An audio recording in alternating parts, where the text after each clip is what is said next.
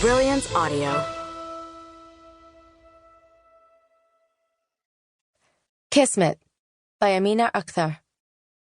Performed by Dilshad Vatsaria, Kimberly Woods, and Rhett Samuel Price. Ronnie Khan stumbled, her hands landing hard on the dirt. The tiny rocks dug into her palms, and she knew that despite her jeans, her knees were going to be scraped. She hated this. Absolutely hated everything about this. Hiking was not her thing. How did anyone enjoy this? There were bugs everywhere and sharp, pointy plants whose only purpose was to maim careless humans like her. "You okay?"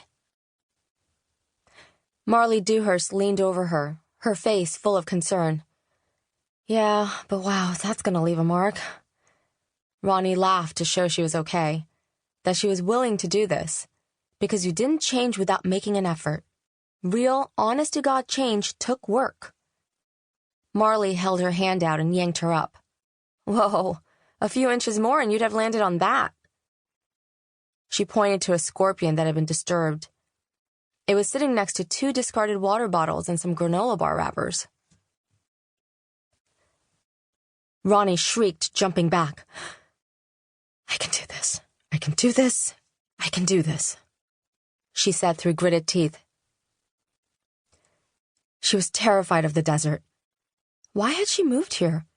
There were so many ways the desert could kill you. Every new step into the wilderness, or a well-worn trail that was packed with people most days, meant more chances to die. "You can! You're amazing! You are doing it!" Marley cheered her on. "Maybe your next project can have better motor skills," Ronnie joked. "Oh, that's not fair. You're being way too hard on yourself. We've been here for 3 weeks, and this is the 3rd hike you've been on. That's huge! And you're more than a project to me. You know that." Huge. Yes, it was. Ronnie had moved to Sedona, Arizona with her friend and wellness fanatic on a whim.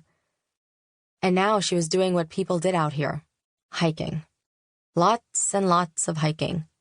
Interspersed with yoga. She was doing everything the opposite way the old Ronnie would do things. She was saying yes to life, taking leaps of faith, and trying to be happy, to be well. She hated it. But this was not what she thought enlightenment would be like. Wellness, all of that shit. If someone had warned her she'd have to hike this much, Ronnie may have just kept her brown butt home in Forest Hills, Queens. "We're almost done," Marley said. "You're lying, aren't you?" "Maybe." Marley stuck her tongue out at her. "But for real, you've got this. You can do it. If you think you can do it, you'll do it." "I can do it," Ronnie repeated, like a mantra. Like the stupid little engine, she could hike. It was just walking, in the wild, with scary things all around her. But the scariest of all, to Ronnie, were the snakes. Not any snakes, but rattlesnakes. They blended in so well, and it would be so easy to just happen upon one, and then bam!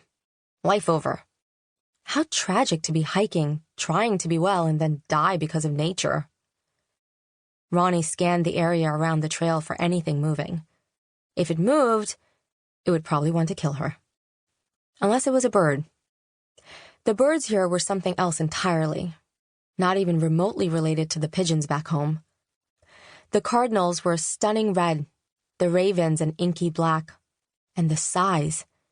She'd never seen birds that large just hanging out near humans. They were the 3rd most striking thing about this place. The first 2 being the red rocks and the color of the sky, respectively.